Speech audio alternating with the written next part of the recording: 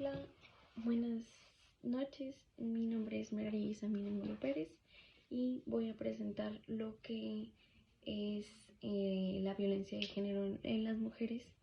Y hablaremos en este apartado de la Ley General de Acceso de las Mujeres a una Vida Libre de Violencia. Principalmente abarcaremos los principios rectores para el acceso de todas las mujeres a una vida libre de violencia que deberán ser observadas en la elaboración y ejecución de las políticas públicas federales y locales. Son la igualdad jurídica entre la mujer y el hombre, el respeto a la dignidad humana de las mujeres, la no discriminación y la libertad de las mujeres. Hay distintos tipos de violencia contra las mujeres. Es la violencia psicológica, y primero las mencionaré y después las desarrollaré.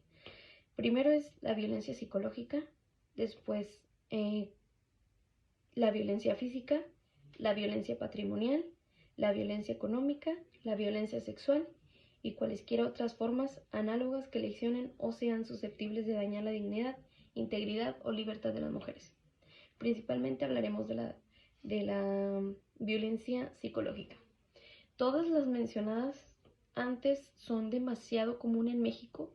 Es algo que hasta es preocupante que sea tan común en nuestra sociedad. Esta violencia psicológica lo menciona la ley, que es cualquier acto u omisión que dañe la estabilidad psicológica, que puede consistir en negligencia, abandono, descuido reiterado, celotipia, insultos, humillaciones, devaluación, etc.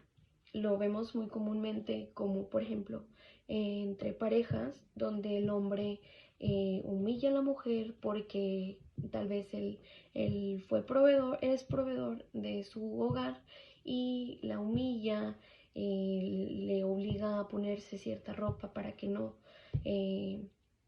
salga vestida así a la calle, etc. Le dice cosas físicas y pues por lo tanto una persona con ese tipo de comentarios obviamente es la muerte. Es un tipo de violencia tan excesivo y produce mucho daño, pero lo repito, es demasiado común dentro de México. La violencia física, que obviamente tiene que ser algo de tacto, es cualquier acto que inflige daño no accidental usando la fuerza física o tipo de arma u objeto que pueda provocar o no lesiones, ya sean internas, externas o ambas. No necesita agarrar un cuchillo, no necesita nada, simplemente con un puño, una cachetada, una patada, ya con eso quiere decir que es violencia física. La violencia patrimonial es cualquier acto u omisión que afecta a la supervivencia de la víctima, se manifiesta en la transformación, sustracción, destrucción, retención o distracción de objetos, documentos personales, bienes y valores, todo lo que una persona pueda tocar. Por ejemplo, no sé, digamos que en un ejemplo, por fin conseguí un carro, y mi marido se pone celoso y lo destruye. Eso quiere decir que dañó mi patrimonio. Una hoja importante de algún trabajo, lo destruyó, cualquier cosa tangible, eso que él lo destruya, eso es una violencia patrimonial. Luego vemos con la violencia económica, es toda acción u omisión del agresor que afecta a la supervivencia económica de la víctima. Se manifiesta a través de limitaciones encaminadas a controlar el ingreso de sus percepciones económicas, así como la percepción de un salario menor por igual trabajo dentro de un mismo centro laboral. ¿Qué quiere decir?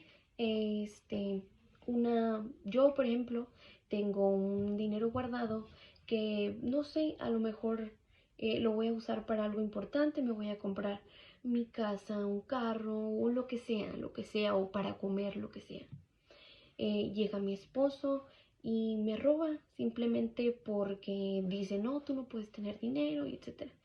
Todas las situaciones que trato de comunicar son situaciones que pasan muy comúnmente en México. la violencia sexual, que yo creo que a todas en algún momento hemos sentido ese tipo de situación con los hombres, que normalmente, si no conozco y me gustaría conocer a alguien que no haya pasado por una situación así. La ley lo emana como es cualquier acto que degrada o daña el cuerpo y o la sexualidad de la víctima y que por tanto atenta contra su libertad, dignidad e integridad física. Es una expresión de abuso de poder que implica la supremacía masculina sobre la mujer al denigrarla y concebirla como un objeto. Pues lo que dice es totalmente cierto. Que alguien te toque, que alguien te agarre sin tu consentimiento, eso ya es violencia sexual. Y luego procederemos a hablar de las modalidades de la violencia. Primero, de la violencia en el ámbito familiar. El artículo 7 de la ley nos menciona que es violencia familiar, acto abusivo de poder u omisión intencional dirigido a dominar, someter, controlar o agredir de manera física, verbal, psicológica, patrimonial, económica y sexual a las mujeres, dentro o fuera de domicilio familiar, cuyo agresor tenga, aquí es lo importante por lo cual se denomina que es violencia familiar, tenga o haya tenido relación de parentesco por consanguinidad o afinidad, de matrimonio, concubinato o mantengan o hayan mantenido una relación de hecho.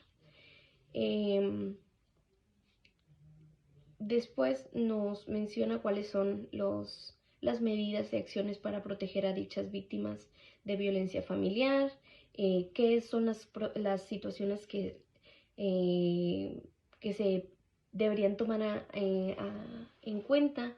Por ejemplo, proporcionar atención, asesoría jurídica para que la mujer conozca sus derechos y pueda defenderse sobre esa situación, etc.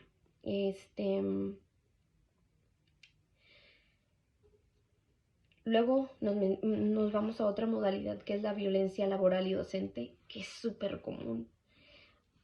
Una mujer jamás, nunca o muy pocas veces va a ganar lo mismo que un hombre. Nunca, aunque digan que ya hayan cambiado esas situaciones, no es verdad. Yo creo que en algún momento todos lo hemos vivido, que están en la misma jerarquía y él simplemente por el hecho de ser hombre, no odio a los hombres, pero es una situación que sucede. Violencia laboral y docente. Se ejerce por las personas que tienen un vínculo laboral, docente o análogo con la víctima, independientemente de la relación jerárquica, consistente en un acto o una omisión en abuso de poder que daña la autoestima, la salud, integridad, libertad y seguridad de la víctima e impide su desarrollo y atenta contra la igualdad. Puede constituir en un solo evento dañino o en una serie de eventos cuya suma produce el daño. También incluye el acoso o el hostigamiento sexual.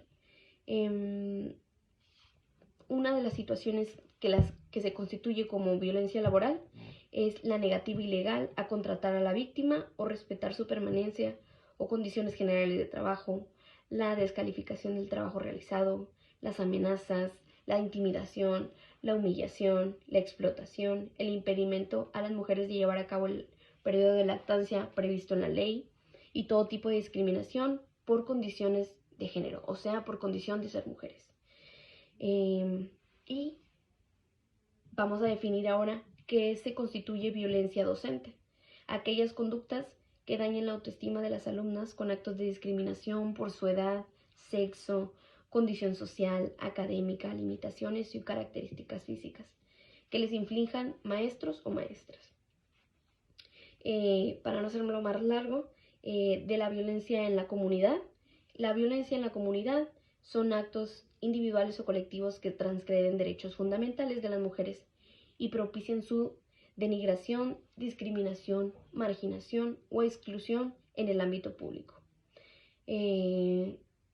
Por último, de la violencia institucional. La violencia institucional son actos o omisiones de las y los servidores públicos de cualquier orden de gobierno que discriminen o tengan con fin dilatar, obstaculizar o impedir el goce y ejercicio de los derechos humanos de las mujeres, así como su acceso al disfrute de políticas públicas destinadas a prevenir, atender, investigar, sancionar y erradicar los distintos tipos de violencia. Y por último tocaremos el tema de la violencia feminicida, y de la alerta de violencia de género contra las mujeres. ¿Qué es la violencia feminicida? Es la forma extrema de violencia de género contra las mujeres, producto de violación de sus derechos humanos en los ámbitos públicos y privados, conformada por el conjunto de conductas misóginas que pueden conllevar impunidad social y del Estado, y puede culminar en un homicidio y otras formas de muerte violentas a las mujeres.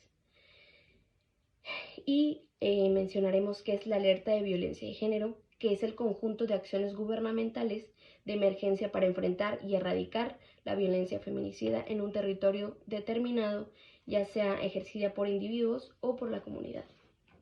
Después de leer todas las situaciones que vivimos en México, en mi opinión y mi reflexión es que es una situación muy triste.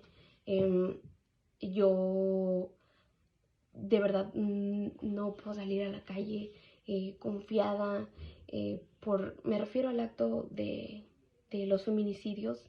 Es demasiado estresante vivir todo el tiempo con miedo. Deberían de haber soluciones de no tenerle miedo a la policía, que la policía te va a ayudar, pero no, ves un policía y te asustas. Entonces deberían de capacitar mejores a los policías, y en los actos donde un hombre comete un acoso sexual, no va a terminar ahí, no va a terminar ahí. La persona va a querer más y más. Si no concluyó que fue una situación que iba a ser una violación, no lo terminó porque no pudo, no porque su interior dijo, no, ya no lo voy a hacer.